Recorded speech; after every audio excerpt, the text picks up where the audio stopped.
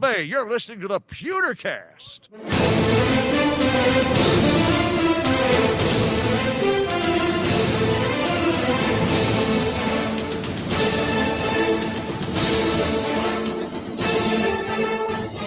Welcome to the Pewtercast. I am Brent Allen, your host, joined as always by my good friend Ren, the man who's all about culture Daxed.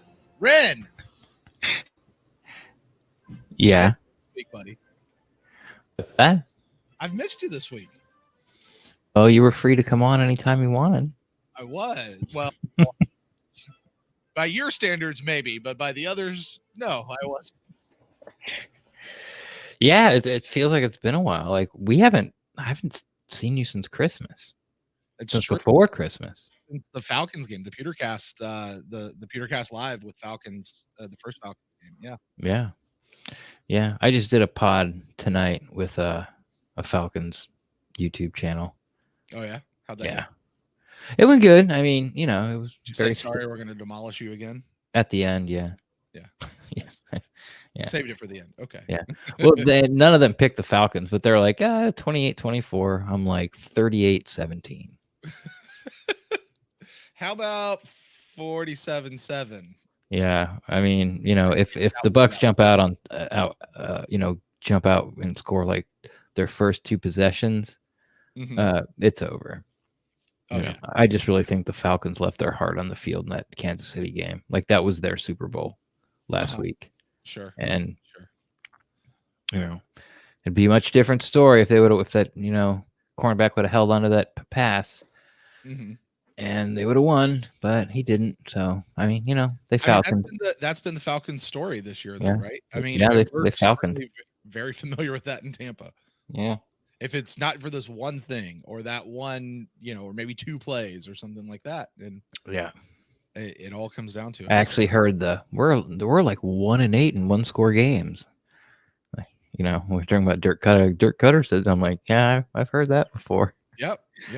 Guess what? Everyone is like that. Like all NFL games are one score games, and the teams that they're below 500 have a negative record. The teams above 500 have just turn that around. Sure, let's just turn it around. There we go. Like I can tell you one game last week that wasn't a one score game, and that was Tampa Bay Buccaneers versus the Lions. Because good Lord, that was a bloodbath. Now look, okay, I haven't gotten to talk about it at all. Here's the one thing I wanted to say about the Buccaneers Lions game. I'm literally watching it on my phone via VPN, just trying to catch some of it. When they pulled Tom Brady at the half, obviously they left Mike in trying to get some extra yards, and they're not just going to throw Blaine Gabbert out there with all the second string guys. I get that. But they literally tried to not run the score up in the second half. Yeah. But the Lions weren't having it. The Lions forced them to run the score up. I guess he didn't have to. He could have overthrown Gronk. No, you're not going to do that on purpose. But you're going to take your foot off. You're going to put in your second string guys, at least your quarterback, and give your other guys some reps and things like that. But they couldn't stop. They tried to not run the score up. And that was my big impression coming off of last week's game. And then going into this game, you were just saying you think the Falcons left their heart on the field with that last week, and going into this week, I mean, it's truly one of those. The Bucs have everything to play for, and the Falcons have nothing to play for outside of pride. I guess it's their own. I bet there's a handful of Falcons that will not be on the team charter on the way home. Oh, you think so? Yeah, I think they're driving to Disney World for the week. Oh, yeah. Like we're already here. Yeah. I'll be on the lookout because I'll be at Disney early next week. Oh yeah? Yeah. Looking for some guy wearing Falcons gear. Right. Well, they never do. They don't wear gear. I mean, I guess unless you're Ali Marpet, they don't wear team issue outside of team facility stuff. Usually. Yeah, look for a shirtless white guy wearing a brassiere. I will look for a monster walking around the park, and that will probably be an NFL guy. Okay. Or you looked in the mirror. Yeah, that looks like a guy who retired from the NFL a bunch of years ago is what I look like. Fortunately, I never did. Anyway, all that out of the way. So, Ren, you your Christmases are always a little wonky because Cheryl leaves and it's just sort of you for a few days. But Cheryl's back home now. How Mhm. has your Christmas holiday since she's returned? Like, have you guys done anything, or was it just pretty much she's home now and back to life as normal for you guys? I mean, we haven't done. I mean, we had a nice dinner, and this year, of course, we ate in. We had some oxtail stew. So we made some oxtail, which is it's delicious, but it's not something we get all the time. So that was kind of a treat. And then we just exchanged gifts. I guess on the 26th, right before dinner, and yeah, got some wireless head earbuds, I guess, but some nice ones. So like I've had a couple of the crappy ones, like you can buy sort of at like the big lots of the world, and they're like $7.99, and they like last 8 hours, and they last 30 minutes, and then they won't recharge after the You third squeeze them recharge. too hard and the plastic breaks on them. Yeah, it's like these aren't working. Yeah. I got that, and I got a couple books. I got a razor that I can use in the shower, for like it's a palm razor, so I can do like all the head and the and all that kind of stuff, and a couple knickknacks and stuff like that. So there you go. Sure, yeah. I mean, yeah, like it does not bother me in the least that like I don't get to open presents on Christmas or no one's here but me. Yeah. It just doesn't bother me. No, you're like, damn it, she's home. Well, only when I want to watch football, and I kind of get like the side eye. Right, Cheryl, I'm just joking. I know you don't listen or watch this at all, but Cheryl, I'm just joking. And welcome home, Cheryl. Yeah, she made it. She had a good time up there. She always goes hiking and sees the fam and the nieces and nephews. So there you go. The end. Well, Ren, I guess a better Christmas present than all of that, though. Buccaneers are in the playoffs for the first time in 13 years. Holy cow. And this has brought with it a whole litany of stuff. Now, I guess that extends our season at least one more week, hopefully at least 4 more weeks. But right, we'll keep rolling with the season. Super excited to finally make it to the postseason. It'll be the first time this show's covering the team in the postseason, so that's a lot of fun. Yeah. Buccaneers this weekend playing the Falcons. Really, I mean, the Buccaneers win, they get that 5th seed. Yes. Right. And we had a whole episode dedicated a few weeks ago. 5 weeks ago. Was it 5 weeks ago? 4 weeks ago. Yeah. Yeah. I made all the predictions 5 weeks out. So it was during our bye week. Yeah. And lo and behold, everything's come true. Yeah, well, I mean, it's again, you look at the last 4 games and you're like, the Buccaneers should win all of these games. And when you roll, and it'll bear repeating. I'll probably say it again, next week. The Buccaneers if the Buccaneers walk into the playoffs on a 4-game win streak, and things are starting to click and fall into place, which at least coming out of the Lions game, like they are, that's where you want to be as a team. Like, forget everything else earlier in the season. That's where you want to be as a team. And I thought that I thought that the Pewter Report guys made a really good point on their podcast following the game. It wasn't just the Buccaneers needed to win against the Lions. The Buccaneers needed to blow the Lions out. And that's what they did. And a point I made on our podcast several times after the game. Yes. Yes. You did listen. I had it on, and I was kind of in and out. Like I said, there's a reason I wasn't there that particular night, because things were happening. Anyway, all of that being said, Ren, the schedule has sort of locked down, and it has mostly locked in our schedule for next year. So here in this midweek show, now we'll talk about the Falcons game coming up during our Buck in the News show. Right. In a lot more detail. We'll talk about all the news that has come out over the course of this week. We'll do that at the end of the week during our Buck in the News show. this midweek show is sort of a chance to unplug and talk about other things surrounding the Buccaneers. So we thought we'd take the show and talk about next year's schedule, since that's pretty well set. And now we don't have the dates that each game's going to be played, but we do generally know who we're playing, home or away. And so we'll kind of walk through that and discuss that as far as next season. I don't know about you, Ren, and this may be too early, but I'm particularly looking at this what this looks like to have an even better year than we did this year. Because look, at the end of the day, this team is most likely walking out of the season 11-5. Mm-hmm. And for as much bitch moaning and complaining as we have heard all year long, and even with an embarrassment of a game right in the middle of the season, 2 of them. Yeah, 2, right. Yeah. That's still a damn good season. Yeah. Like you can't, people, there's always going to be people who are like, but you like, they just can't be happy with the win. Like, but I think the Bucs have only won 11 games 3 times. That's less than once a decade. True. Wow.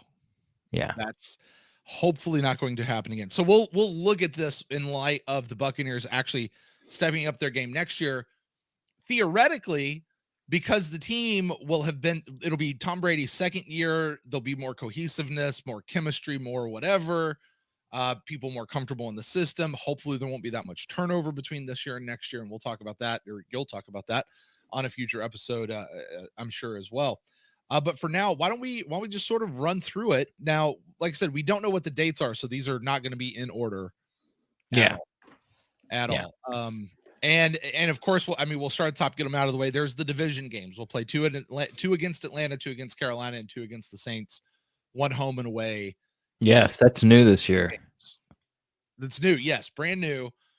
Never been done before. The NFL's trying something out. Yes. And I hear of those 4 teams, whichever one has the best record is actually going to win the division and get an automatic berth into the playoffs, no matter what the other teams do. Yeah. Yes. Another new rule. Yes, it's an amendment. The 11th Bill of Rights, I believe it's called. I want to talk about the Saints real quick. Sure. As you look at the Saints this year, you look at do you have an idea or a projection of what is going to happen with the Saints? Oh yeah. Next year. What do you think? Because I know I have thoughts on what is going to happen with the Saints next year. Where do you think that's going to stand, especially as it relates to playing the Buccaneers? The Saints are looking at 5 years of fighting to get out of the cellar of the NFC South. Drew Brees is going to retire. They're like way over the salary cap, like not like $7 million. They're like $28 million over the salary cap. Mm-hmm. A lot of that's dead money because they kept putting off paying Drew Brees or paying him up front in cash and guaranteeing it later down the line. Mm-hmm. Now it's going to come to bite them. They're going to go with a quarterback that looks like Taysom Hill, who, let's face it, not an NFL quarterback. You know what he is? He's a college quarterback. Yeah. And some of his throws, you've seen that. You got Kamara. You got a defense that's very up and down. You do have a very good roster, but I don't know how many of these guys they can hang on to. They're going to have to let guys go that they don't want to. I mean, every team's going to do it, but the Saints are going to have to do it more. And what you see happening to Bill Belichick in New England is what's going to happen to the Saints, and it's not going to be a quick fix because they were so far in the red. Mm-hmm. It's just they've been trying to cash in on one more Super Bowl for Drew Brees. This will be the 4th year in a row. Right. And they got screwed in Minnesota. Well, they screwed themselves, but miracle. They didn't get screwed. That was a really bad tackle. Lack thereof. I mean, it was a super athletic play by Stephon Diggs. If memory serves, that's who that was. And then they got screwed by the no call on the Rams pass interference call. Yep. Then they got beat by Minnesota. Some people say, that was Dolphins pass interference. It was a slight push off. Mm-hmm. Call it. It probably would have, in the spirit of the rule. No, I should say by the letter of the rule, it was pass interference. In the spirit of the rule, it wasn't. Mm-hmm. So you get knocked out by Minnesota, and now they're coming back for their 4th time, just to get Brees that 2nd Super Bowl. Yeah. And if they make it or not, they're not. But if they, But yeah, going forward, they've got a major reclamation project on their hands. Yeah. I've heard Cam Jordan's name is at the top of the chopping block, which makes me all sorts of happy. I got to tell you. Why? What if he becomes a Buck?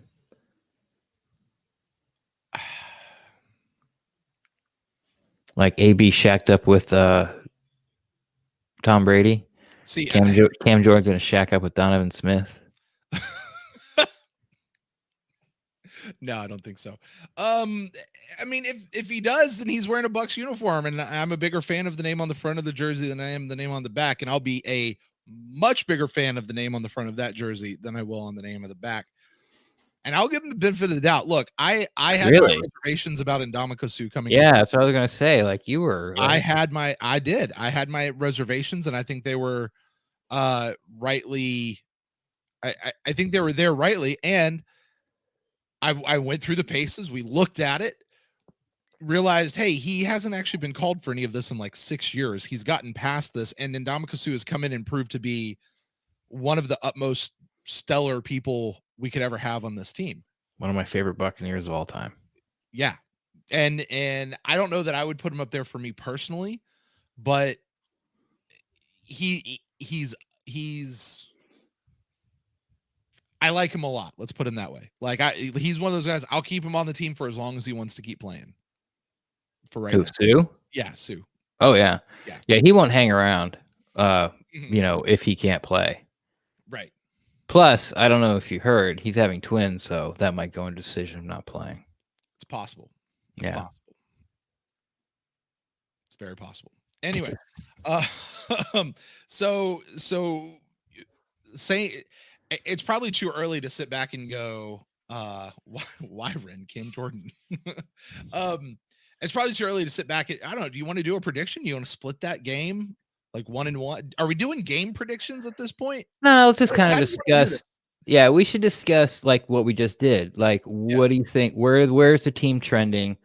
Like, you know, where their major pieces are they going to be there or not? And I know we're not going to know their contracts and stuff, but you know, we've heard these type of rumors. Like in Atlanta, like a lot of people don't want Matt Ryan to come back. I mean, he's got $40 million guaranteed, so he's not going anywhere. Mm-hmm. But you know, just sort of where they're trending and especially with our division, you know, where they're weak and where they kind of need pieces, that type of deal. And yeah, well, I mean, we can predict. Says that according to Spot Track, the Saints are $99 million over the cap. Yeah, I don't know if that's true. That's just what John Van Horn says. So if that's wrong, then everybody blame John Van Horn. But he put that out there. So that's only $1 million from $1 billion. No. Okay, good. I was just testing you. No. He took a little while though. I'm like, he's not gonna agree with that, is he? Oh no. No.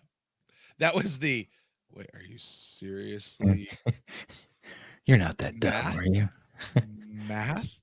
I hear that. Like, that drives me crazy. We hear podcasts and it'll be like 61 minus, 20. And it's like, well, I'm not a math guy. It's like, really?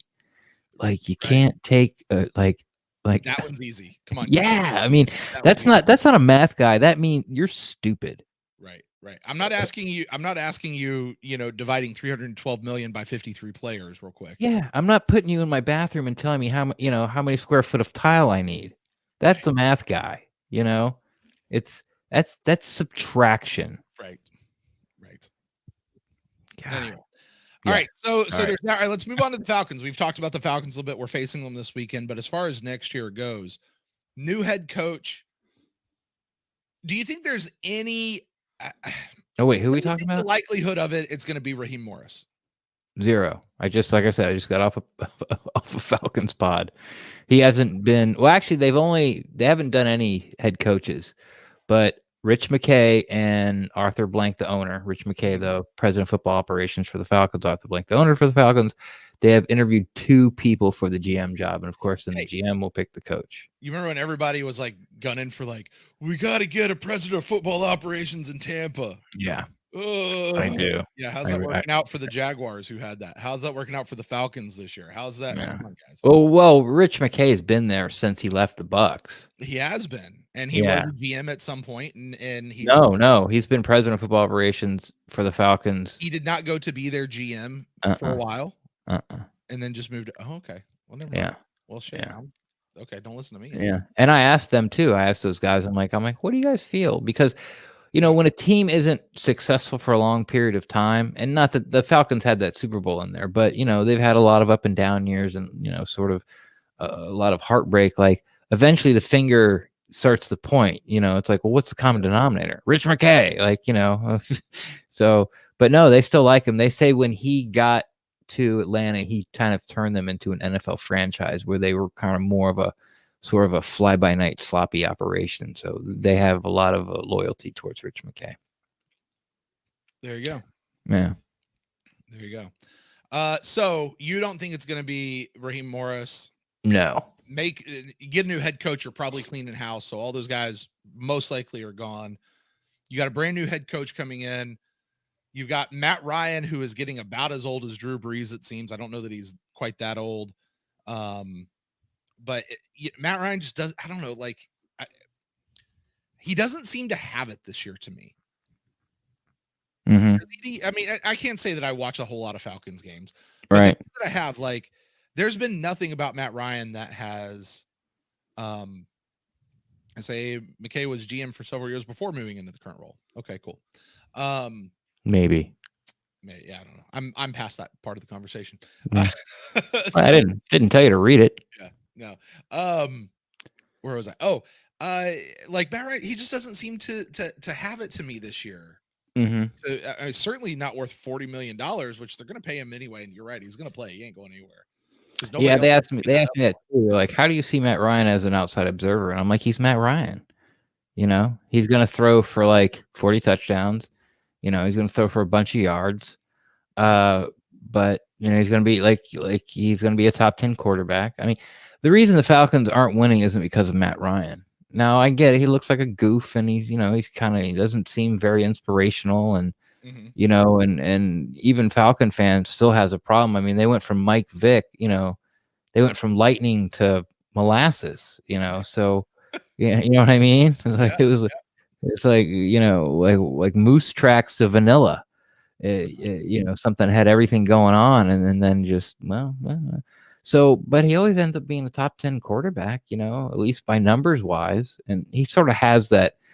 I feel, that he has that bug where he seems to throw an interception at the worst time, if he has one interception in the game, it's not when the team's up by 14 halfway through the third and goes off the receiver's hands and the team picks it off but gets pushed out of bounds and thrown 3.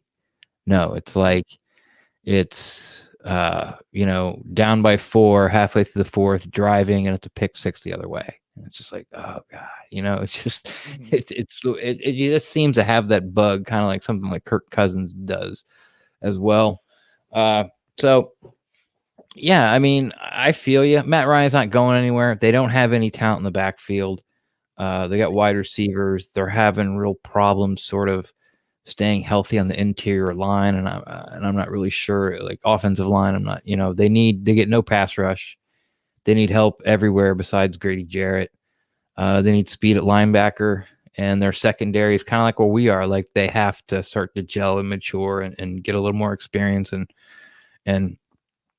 they just need to play better. So, that's kind of where they're looking at. So I don't fear the Falcons next year. Yeah. And then the Panthers are just really one step ahead of the Falcons with still a new coach. Right. This is his first year, so he'll be going into a second-year head coach. They still don't have a quarterback. I'm sorry, Teddy Bridgewater is not a long-term. How long was his contract for? He signed a big long contract. I think it was 2. Just 2 years. So 2 years guaranteed, I think. Okay, so they'll have him back, but they still. I mean, look, Teddy's fine. He's not a long-term solution for them at quarterback. Not to build their franchise around. I don't think. You don't think that he could be a Super Bowl winning quarterback? I think Teddy Bridgewater could be a Brad Johnson type quarterback. He could win a Super Bowl. I think he could be a Ryan Fitzpatrick, a Josh. I think he's going to be in that league. He's serviceable. He can come in and hold it down for you for a year or two, but Sure. he's not the guy you're building your team around for years on end. Yeah. I don't think he's at that, not at this point in his life and in his career.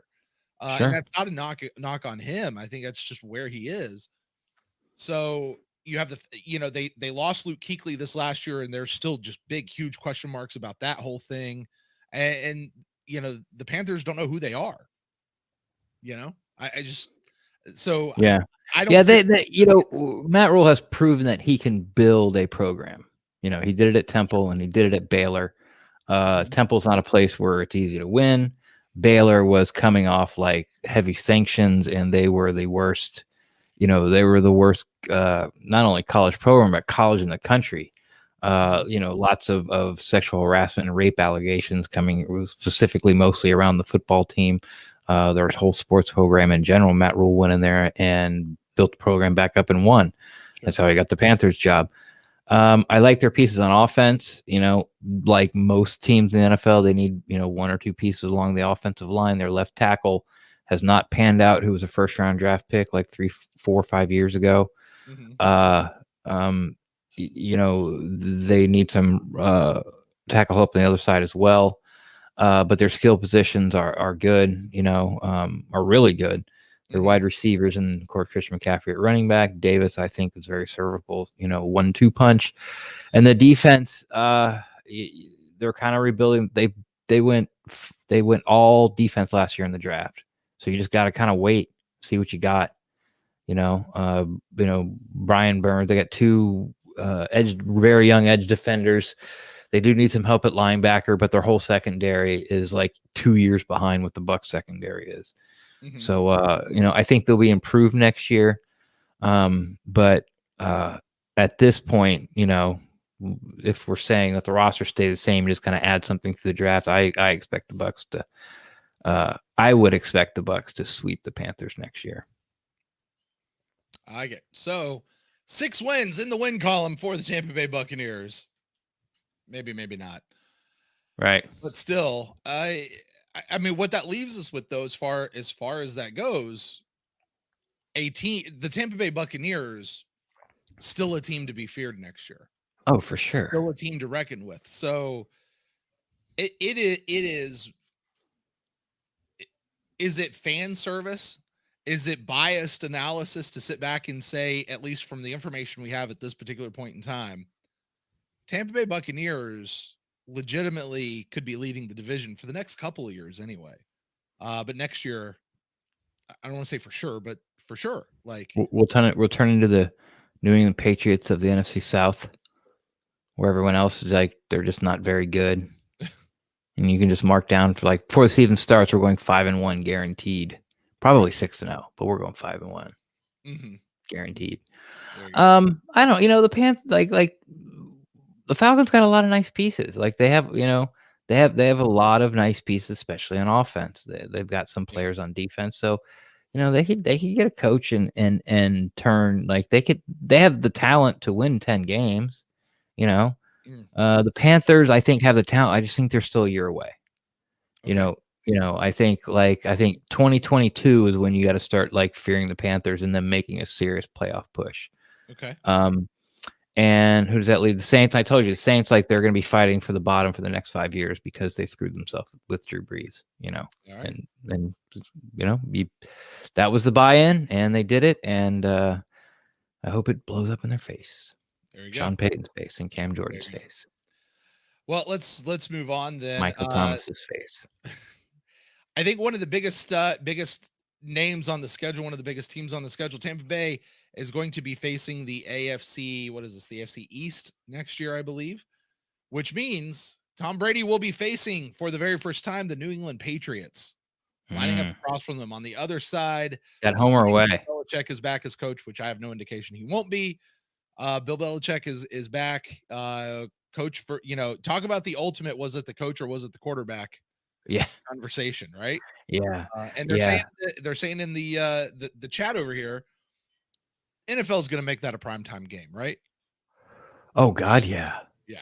Yeah, that's going to be Monday Night Football. Yeah, because it's at New England, right? Yes, I believe so. Let me check. Yeah. Yes, at New England. Yeah. Brady returns to Gillette Stadium. Yeah, and who knows who New England's quarterback's going to be? Right. Ain't going to be Cam. No. Like Belichick. Now you look back on it since they missed the playoffs. Like Belichick, should have went with Stidham because he had a built-in excuse. Yeah. But you go get an NFL MVP and a Super Bowl appearing quarterback, whose foot is fixed, whose shoulder doesn't seem to be bothering him anymore. Right. It's just that you asked him now to be accurate with the football, which he could never really do at Carolina, at least not at a high percentage rate. At least not what's considered accurate in the NFL nowadays. Right. And did you see that he only has 2 touchdown passes in Gillette Stadium all year? Really? Yeah. Wow. Yeah, because who did they just lose to? They just get smoked by? Oh, Buffalo. Yeah. And it's like Josh Allen has 4 touchdown passes in Gillette Stadium this year. Cam Newton has 2. Wow. Yeah. I did. The only thing I've seen really about Cam Newton lately is I guess his quote was, "I can't go out that way," or "I'm not going to go out this way," or something like that. Yep, that's typical Cam. And me. Not I've let the fans down. Not that, I've let the team down. It's like you're gonna. Oh, I can't retire because there's no way my legacy can be left like this. Right. I'm like, okay. Right. Well, guess what? You're not getting any younger, and your ego's not getting any smaller. Right. And your head's not getting. I mean, literally, like his head. Like it always bothered me about Cam Newton, how his helmet's all smushed up against his face. Like his helmet looks too tiny for his head. It always has. That's just look at it, man. That's just the style, man. All right. I'm telling you, pull up a picture, Google it. Like Google Cam Newton. And like his face mask is literally like a ½ inch from his mouth. And like the bulk of the helmet is back here. It's like the whole mask the whole thing's been taken and pushed like this. It just always bothers me. But I like finding things that bothers me about Cam Newton because he's a player that I cannot stand. Cam Newton for a long time has been your Cam Jordan for me. Yeah, just like shut up. Like just shut your fat mouth. Yeah. Everything about you is bad. Yeah. Except when you give footballs to the handicapped kids. So bottom line though with the Patriots. Yeah. I mean, unless Bill Belichick just pulls some magic, which is possible. He could. Yeah. It's not looking like a great team next year, which I'm okay with because I've said for a while. I think since their last Super Bowl win, which was just a couple years ago, I think it is bad for the NFL. It is bad for the league for the Patriots to continue winning the way they've been winning. Yeah. Because the league is designed the way fandom works. There needs to be the changeover. There needs to be the ebb and flow. Teams need to go up. Everybody gets their turn. Exactly. And I think it's bad for business when the Patriots continue to win. So they are going to get a lot of players back. They had like 6 players opt out for COVID, and mostly of them are on defense. Now the problem is like good players though, because like we had a player opt out, but it was Brad Seaton. And that's right. Yeah. These are the only people. These were good players. These were people like you recognize their names. At least 2 or 3 of them. But so their defense is probably going to be better. But they got to do something at quarterback, and they just don't have any weapons like on the outside. They've got like 2 really good running backs. And then you got Burkhead, who's more than serviceable. So you got 3 running backs, but you have no wide receivers. You really don't have any tight ends. Like not Amendola. What the hell's his name? Edelman's like he's pushing 40. It feels like I thought I saw the other day that he was done. Did I? Was that probably just somebody who was speculating? I swear I saw that he was done. Maybe he's calling it quits. I think he would wait till after the last game to officially say I'm retiring. But even if he comes back, it doesn't matter. Like he's not the same guy without Brady. Yeah. He needs someone who's highly accurate, especially now since the separation is getting, separation smaller and smaller. Yeah. Yeah, and I think he's a free agent at the end of this year. He is. They gave him a 2-year contract last year, 2-year extension. So he will at least be a free agent this year. Who knows?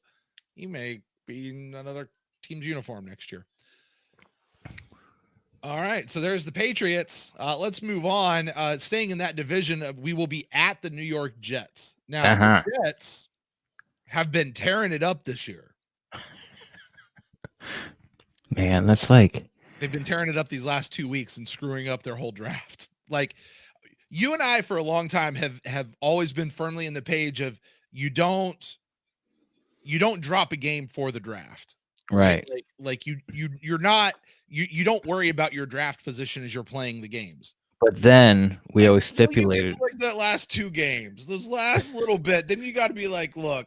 And especially if you're playing for the number 1 overall pick. And the number 1 overall pick is the guy who's been talked about since Andrew Luck. Like he's going to be the most highly ranked, can't miss prospect at the quarterback position in 2 decades. And that includes Winston and Mariota, and that includes Tua, and that includes Baker Mayfield and yes, Did you see he's coming back in a fan-owned league? Yeah, I did. Yeah. Anyway. Yeah, it's like the Liberty League or something. Mm-hmm. Yeah, they're playing at the rec softball field. in left field because they can't get the other 2 sides of the outfield. Yeah. So, it's a 40-yard field. Anyway, who are we talking about? Oh, the Jets. Yeah. The Jets are just a mess. They're never going to be any good. They need it's what I've always said about the Chargers. It's like since Spanos he passed and sold the team, but like I would never take a Chargers job as a coach or want to be a Chargers player. And if I was drafted by them, depends on how good I was. If I was a 1st round draft pick by the Chargers, I'd be like, I'm not playing for you. Right. Like trade me. Right. Or don't trade me and I'll enter the draft next year. Like, it's fine. I'm sure my college will let me hang around campus and lift weights for a year. So, and that's kind of why I feel like the Jets, it's just such a clusterfuck right now. Mm-hmm. And they're just not good, and they're not going to be good. And no one knows. They don't know. No one knows. They don't have a plan. They don't have a plan. They just don't have a coach. Yeah. Gase is not fired. He needs to be fired. And he needed to have never been hired is honestly what needs to happen. But yeah, regardless. Okay, so there's the Jets. That's going to be foreseeing no changes with the Jets. Let's continue with it's the East, right? They're the AFC East.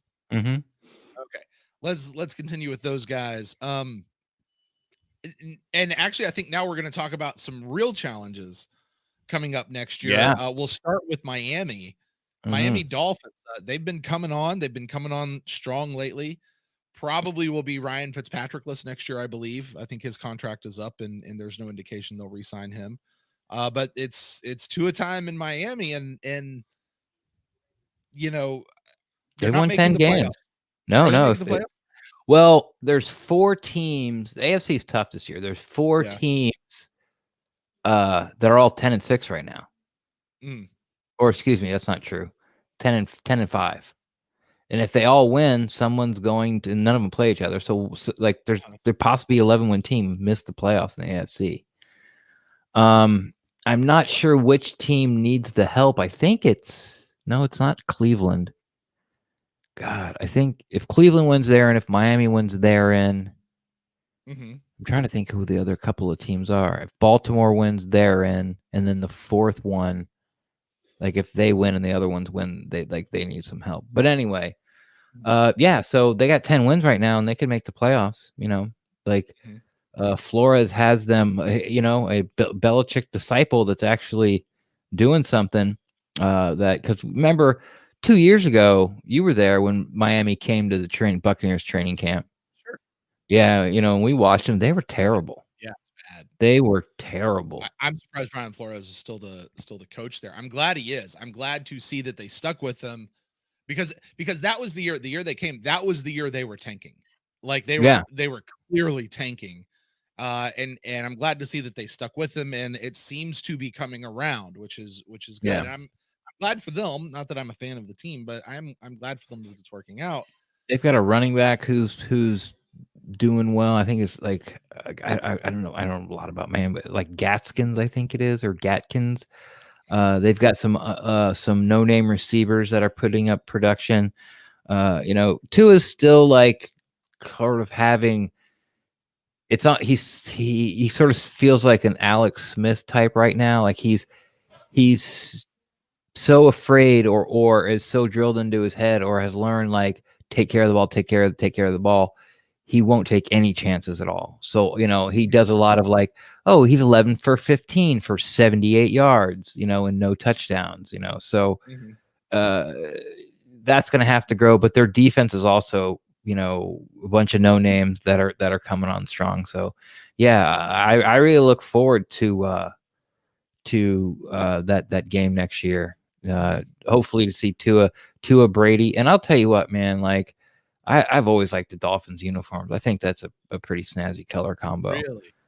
Yeah, and especially when they wear like their old school ones, like how the Buccaneers went back to their block letters, like when they go to that deep aqua with the block letters, like they were in the 80s with Merino, like with the white pants, and and with those like their helmets seem to be whiter than everybody else's for some reason. Mm-hmm. Like they're white helmets, and they're with those aqua face masks. I just think it's a cool look. You remember when that matters. You remember when we learned that they originally were going to make the Buccaneers colors teal and orange? Yeah. You're like, can't do that. Yeah. The NFL's like, what are you doing? Like they had another team with that color combination already. Yeah, and they released it to the paper and had a press release. And NFL came in and like, what are you doing? Yeah. Like, not only does another team have it, they're in your state. Like, they're the only other team. They're your closest team. Yeah, that was pretty funny. Yeah. I mean, I think the Bucs have always missed out. And I don't know if this color this is a hard color combination to get together. But if you get it right, it really looks cool. And I don't have anything to point to except when I do it on my avatar in video games. But, being the Buccaneers, like a silver and gold palette, like it's just what it has to be. I know you look at it, you're like, oh my God, silver and gold, it looks so terrible. I get it. And gold, like true gold, like Saints gold, not Steelers. We're black and gold. No, you're not. You're black and yellow. Like, stop it. Right. So I know the Saints gold isn't sort of, and putting it with black is like kind of like the only thing you can do. Like I said, you'd have to experiment with it a lot. But if you do like a nice armor set in silver and gold, it looks really sharp. Just telling you. All right. Just telling you. All right. Well, let's talk about some other people who have some classic uniforms. And then we can switch Captain Fear to Yukon Cornelius. No, stop it. Silver and gold. I will take the show. Silver and gold. Buffalo Bills. Tampa Bay will also be playing. By the way, they'll be playing Miami in Ray J. They'll also be playing the Buffalo Bills. Yeah. In Ray J next year. Bills have having a great year. AFC. They'll be representing the AFC in this year's Super Bowl. You think so? Yeah, I do. I floated to somebody the other day, like, because they were talking about the Bills finally have a chance now that Brady's out of New England and this and that. I was like, yeah, but if the Bills go to the Super Bowl, there's still a chance that they could face Brady in the Super Bowl and be beat by him yet again. Oh, that'd be so awesome. And they're like, I never thought about that. And I'm like, right? That would be a cool storyline. That would be in Tampa Bay. Anyway. Yeah. Let's make it happen. I love it. I'm all for it. We go into the ship. Going. Just. But anyway, the Bills are going to be It's going to be a good game. Good coach, good skill players, good defense, tier 1 coaching staff. Huh? You think it's a bigger threat than the Dolphins? Yeah. Or are they equal? No. Yeah, the Bills are a bigger threat. Yeah. I think so. And it's mostly because their quarterback is further developed. Mm-hmm. I mean, Josh Allen was bordering on like like, okay, we might have to push the reset button here, because he just like talk about, completion percentage. It was like in the, like the 50s and then the low 60s. And now he's got it up around and over 70. And that's really been the, the change. He's always got the big arm. He's always had the legs that he can move around and get out of trouble and pick up a first down when he needed or whatever. But the decision making with the football and just being more accurate has really propelled them, because they've had the defense for a couple of years now, and they've maintained that, and they've got a pretty good offensive line. They've got is it Singletary or Singletary? I think I always get him and the guy in Chicago confused. But they got some guys that can do things, but and like you talked about earlier, Stephon Diggs left Minnesota. Now he's up there and he's just tearing it up. They seem to be best buds. The Allen Diggs combination. So yeah, bright future for Buffalo. That will also probably be a primetime game. I'm okay with primetime games, despite the primetime game thing is about like the white uniform thing to me this year. All right, so that's the AFC East. Buccaneers will also be facing the NFC East next year. That's going to be they'll be at the Eagles. Mm-hmm.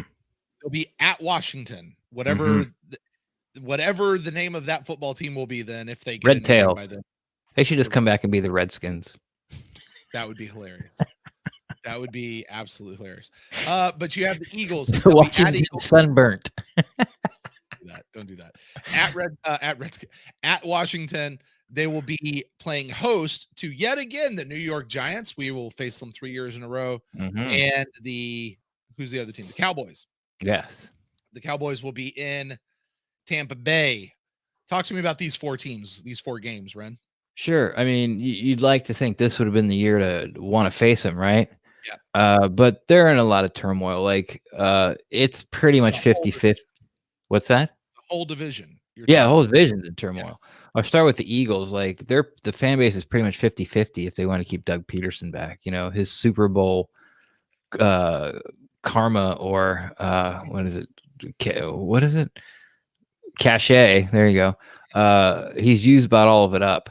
Now, then they got the whole thing with Hurts, the quarterback, against Wentz, the quarterback, and now there's rumors leaking out that Wentz isn't happy about the way it's going, but they just signed him to a huge contract, and he's got like $77 billion in guaranteed money still coming from him. Right. So, like, if Philly wants to get him off the books and go with Hurts, like, they're gonna have to eat a lot of that, So they've got problems all over the place. Their defensive backfield, their corners, or their secondary, I should say. If they cut him next year, he's got $60 million in dead cap money. He'll be a $35 million cap hit next year. Yeah. And then 25 the next year? Yeah. Yeah.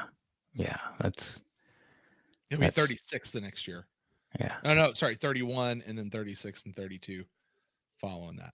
That's so he's got $30 million cap hit the next 4 years?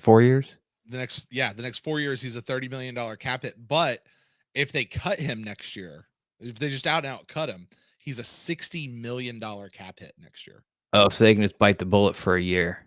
Yeah. Instead of owing him $120 million. Mm-hmm. Huh. So there you go. There's the Eagles. Yeah. So they're not going to look to who's taking that contract? Like, honestly, looking at the way Carson Wentz has played, who's taking that contract to take that over?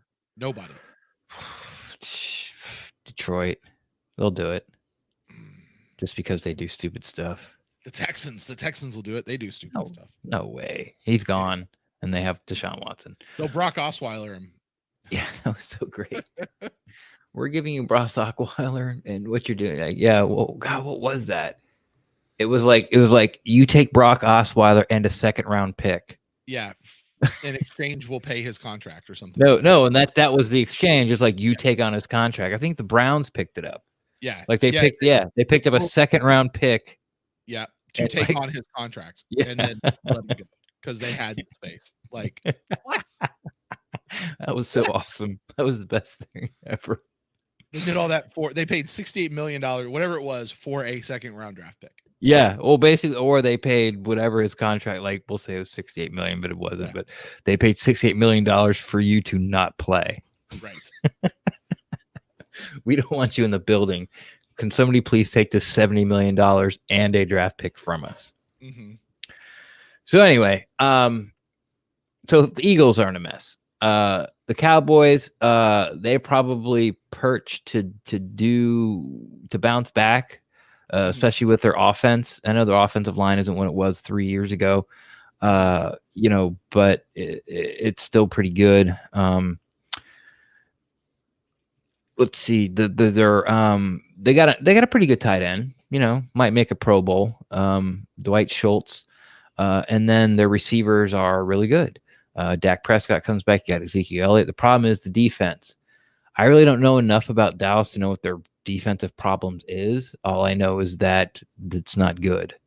We got Mike McCarthy, the ex-Packers coach, who would win 12, 11, 10, 13 games a year up there in Green Bay with a lot less. It's kind of like the team that he had in Green Bay. Like he had an offense that could score, but like the defense couldn't stop anybody and would still win 10, 11 games every year. So Dallas could bounce back for sure. And then you got the Giants, who I don't think is going to go anywhere as long as Daniel Jones is the quarterback. But that was the same thing I would have said at this time about Buffalo and Josh Allen. And then finally Washington, like they're starting all over again. They don't have a quarterback. Just cut their first round pick, 15th overall, just from 2 years ago. Yeah. Alex Smith, God bless him, warrior. Can't say enough things about him, but that leg just started to bleed like 3 weeks ago just because he was walking on it too much. He was putting too much, and now he's got an ankle, and he's not really the answer anyway. So they're gonna have to draft somebody this year, and he'll be starting probably for them next year. Right. They do have a really nice defensive line. Their secondary is not quite up to snuff, but that should be. I think the Bucs will be favoring all those games. You think is Ron Rivera going to be able to stay with that team very long? Yeah, so, he's not there. Right, I know, but he's also been going through this whole cancer thing. And he's clean. He's cured. Is he? Not cured, but cancer free. Okay, well, good for him. I always liked him. For as much as I dislike the Panthers, I've always liked Rivera. Yeah, exactly. Exactly. It's like, it's like, yes. So it was a lot. It makes it for me as a Bucs fan. It makes it is Sean Payton, who I fucking hate, and I want to punch him in his Adam's apple every time I see his schmarmy little face. I'm not even sure he has an Adam's apple. Oh my gosh. Anyway. And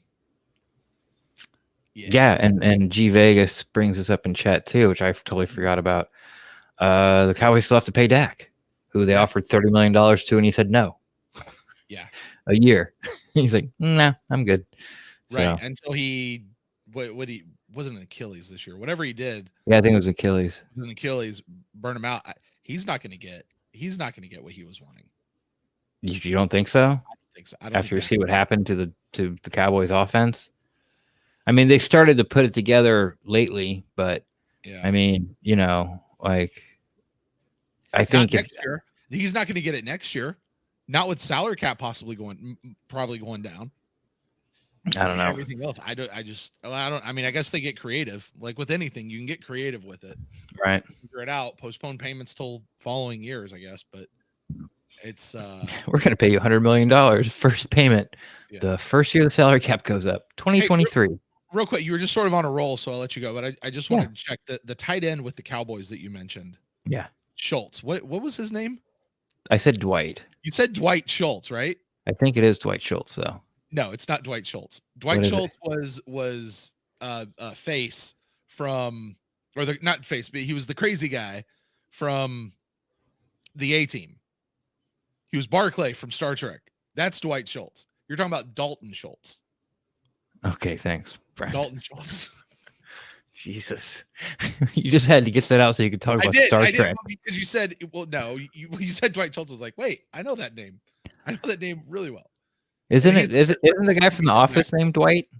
And then you have Dwight, Dwight from The Office. But is his last name Schultz?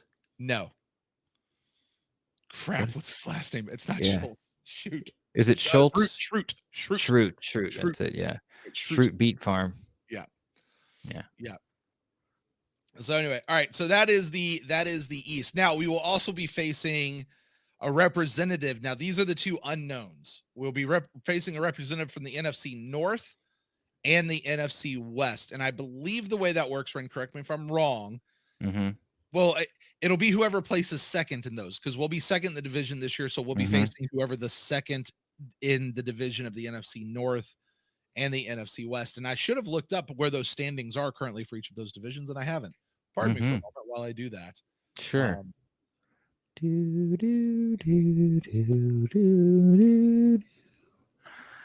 Yeah. Daniel Barber says it's Schultz, aka broccoli. I don't get that at all. There you don't. Oh, you don't get that. I get that. It's not Barclay. It's broccoli. It was a nickname they gave him in the Star Trek. Good job, Veritas. Hey, join me over at beammeuppod.com and check out. You're not quitting on that one too? No, but that one has a natural ending. So, anyway, currently in the NFC North, it is the Bears, and it is likely. Well, it will be the Bears. It looks like. Yeah, there's no way it can't be because they're two games ahead of the Vikings. We only have 1 week left in the season, so I'll be making a appearance on Bears Underground podcast next year. There you go. And Blake here says it's the Rams. And then, well, it could be the Rams or the Cardinals. If the Rams lose this week and the Cardinals win, it could be one of those. I don't know who has the tiebreaker between the Rams and probably the Rams, right? Yeah, the Rams beat the Cardinals 3 weeks ago. Yeah, so it's going to be the Rams. So we'll be facing the Rams and the Bears. Good. I want good. Revenge games. Revenge tour. Both of them. Yeah. There you go. So the only team we're gonna not get the revenge game is the Chiefs. So that locks it in. So for 2021, it's Bucks Chiefs Super Bowl. There you go. And it'll be the revenge tour 2021. I like it. All right. Talk to me about the Bears though. Are we concerned about where they're going for the next year? We should have beat them this year. Like that was you talk about a fluke, right? Oh yeah, This year, like this is one we should get back next year for sure. I don't care what they do in the offseason. There you go, Veritas. Come on now. Okay. The Bucks didn't necessarily deserve to win that game, but neither did Chicago. So the Bears, where are they at? I don't know. They seem to catch fire when they put Trubisky back in. We'll see what happens because they beat Minnesota, which is an okay team, but then they've beaten up on they beat the Jets and beat somebody else who wasn't very good or something, or maybe it was I don't know. Like they beat up on some crappy teams and during this 3-game win streak. So we'll see where the Bears really are. Their defense has always been good, but they have Matt Nagy, who got the job because he's this offensive play calling guru. It just hasn't sort of come together. But then again, you look at these past 3 games, I think they've scored over 30 points each game. And all of a sudden the Bears don't need a quarterback or in a quarterback hunt again. So right. I think it'll be a good game. I still think the Bucks will probably be, it'll be one of the better games and the Bucks will be favored. And then the Rams, we know what the Rams are. If Goff has a good game, the Rams are tough to beat. If Goff has a bad game, the Rams aren't going to score 10 points. So I don't see that changing at all, except Cam Akers will be their running back next year. The receivers will be the same. They'll probably have some young offensive linemen. Their defensive line is probably going to stay. They'll have some upgrades at linebacker, and that's probably about it. Are you talking Star Trek with someone? No, I'm not. No, I was actually doing a quick count on these two. Now, here's what we don't know. Sure. We don't know who the 17th team is going to be. We don't even know if they're. Greg Allman has a tweet, and I should have pulled the graphic up here. And dang it, I just got rid of Greg Allman's tweet. But basically, he said that it's going to be like it could be like the Colts or the Raiders or the Titans. I think he had those three people up. But he also made it sound like they may not actually play a 17th game next year, which sounds weird to me because I thought that was kind of their. It's not in stone yet. That's what it sounded like. I assumed it was in stone. I did too, to be honest with you. Well, there'll be plenty of shows between now and then. Uh-huh. I do not still have a dislike for the Bears, nor the Vikings, nor the Lions. To those out there listening to the podcast feed, that was actually a question that came through the chat. I was getting there, Brent. Oh, okay. Just trying to help our listeners out there. Was that what you were doing? I thought I saw your face before that came on. Yes, Blake Wright asked if I still hate the Bears because when the Bucs used to play in the black and blue division against the Packers, Lions, Vikings, and Bears, not really. We were so bad that whole time. Like even getting a win against any of those guys was tough. I kind of hated the Packers the most because for most of the time the Packers were the crappy team with us, but then they'd beat us. So it kind of, we were the crappiest of the crappy. And Detroit was like, it seemed Detroit went 7-9 or 9-7, like every single year. Minnesota went up and down, and Chicago was kind of like the reign of Chicago, the Walter Paytons. Even though they had some tough years, once they kind of go over the hump, they kind of ruled the division. Everybody ruled the division, but we did at some point or another. So I really don't hold ill will to those guys. I don't know. I probably was too young, didn't really understand, didn't see like players interviews or really didn't, just like coaches or really have, there's no social media. So none of their fan bases could make me mad. We were so bad that, you couldn't get mad at the other team for beating you because everyone beat us. It was more mad at your own team for their ineptitude than anything else. Right. I have that tweet by Greg. I'm quoting, he says, and if proposed 17th game next season is against an AFC team finishing in the same spot of the division, it would either be the Raiders, Colts, Titans, Ravens, or Browns. So he narrows it down to 5 potential teams, but the details are still getting worked out on that. So there is a question mark of the 17th game for next season. All right. There we go. Now, that being said, what I was actually doing a moment ago, Ren, I was kind of going through the list and saying, okay, here are the games where we're like, yeah, I'm not worried, possibly win. And I got us down to, and then I just sorted the ones that were like, yeah, that could be a tough game. I got us to 13-3. Now that's a very entirely way too early. Not a prediction. I am not calling that a prediction. I am calling that a cursory look, like start like a starting point. Yeah. If we were going to play this schedule tomorrow. Yeah. If the season started tomorrow, 13th. So who do you have us losing to? I had the Bills. Uh-huh. And then I had hold on. I think it was the Bills, and then like I split the Bears and the Rams between those two. So I kind of gave it to the Rams. And then hold on. Maybe it did. Was it 14? Might have been 14. 14-2. 14-2. Yeah. Yeah. I mean, maybe the Dolphins. I think we said the Dolphins, like that could be a good game. It will be a good game. Yeah. I don't think we're going to lose. So that 13-3, 14-2. Yeah. I mean, anyway, point being, when we get to this spot next year, we're 11-5 going into the playoffs this year, presumably. Right. To say that we'd be 11-5, 12-4, 13-3, like in this range, very much in the realm of possibility for next year. Oh yeah. It's not a we're fans, spouting off thinking more of our team than we really do. Like legitimately. Yeah. We're not dancing going to the ship. No, we're not doing that yet, but legitimately, like we really be looking at, I mean, 14-2, that's a hard road to hoe. Well, look at it this way. 12-4. Yeah, but look at it this way. Okay, like in our own division, there's 6 games, right? Uh-huh. No Drew Brees. Yes, the Saints have a good roster, but I don't know that they can afford them. Yeah. You know, like they're gonna have to release some players. Yep. So like it's not crazy to say we sweep the Saints. Right.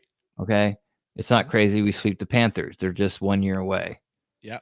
We'll say we split with the Falcons, 5-1. All right. We beat the NFC East, Yeah. 9-1. What are the other 6 games? You have the AFC East, which the Bills are the only threat out of that. Well, I mean, the Bills and the Dolphins. Jets 10-1. Yeah. New England 11-1. We'll say we split with the Jets and Dolphins, so now we're 12-2. Yep. And then what are the 4 games left? Bears win. The Bears and the Rams. Rams win. Okay. 14-2. Even if you split, it's 13-3. Yeah. And that's splitting games. Yeah. And you got the mystery game out there. And mystery game, and then we got to play the Chiefs in the Super Bowl to finish off revenge year. Mm-hmm. All right. Well, you know, I guess there's no point in doing pods going forward. No, they don't even need to play the games, Ren. They don't even need to play them. We just told you how it's going to happen. So I will see you with the new reincarnation of the PeterCast Super Bowl Week 2021. All right. Sounds good. Well, signing off.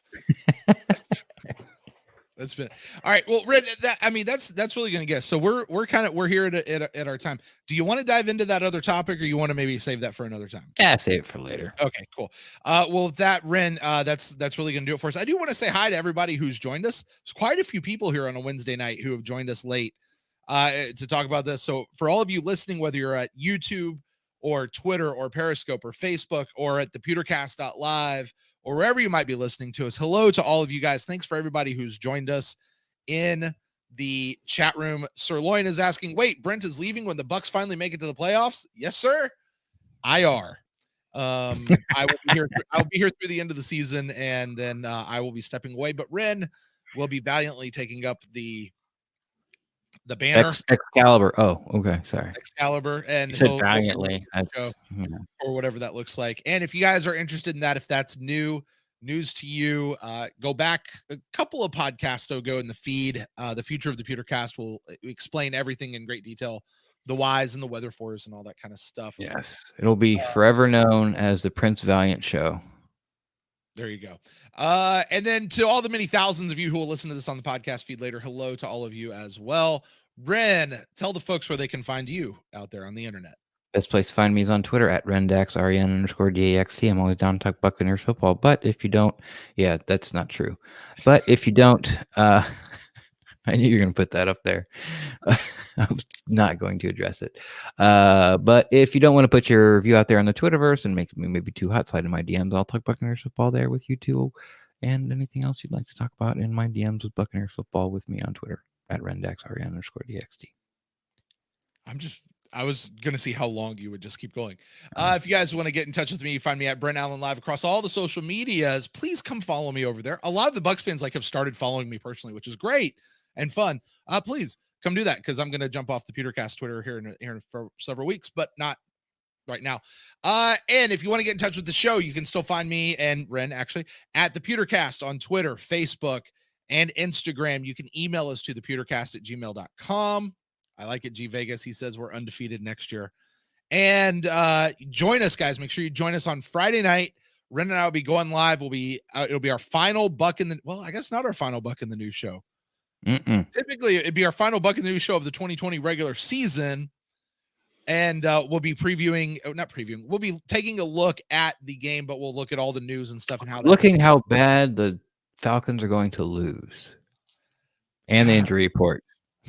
Yeah, right. We'll be taking a look at all that kind of stuff, and make sure you guys join us after the game on Sunday for the PeterCast Live. We'll be taking your phone calls, your video chats, and all that fun stuff. The original fan-driven post-game call-in show is back. You gonna be here this week? That's the plan. Okay. That's what. If I'm not, it's because I'm in Tampa at the game, and that's not a plan right now. So anyway, okay. Do you expect that to change? Are they just gonna call you? Is that how it works? My kid asked me if we could go, and I looked at tickets, and I was like, "No, I'm not." Like if tickets got super cheap, like my kid, he really would like to go to another game this year, right? if people were just trying to offload tickets, like I might snag some, but just because he asked. But outside of that, no, I'm not planning on it. Anyway, that's to say, that's how much is my love worth, son? Well, right there. Yeah. Look at StubHub. Anyway, we'll watch it at home. All right, guys, we're getting out of here. We'll talk to you guys later. Until next time, guys, go Bucks.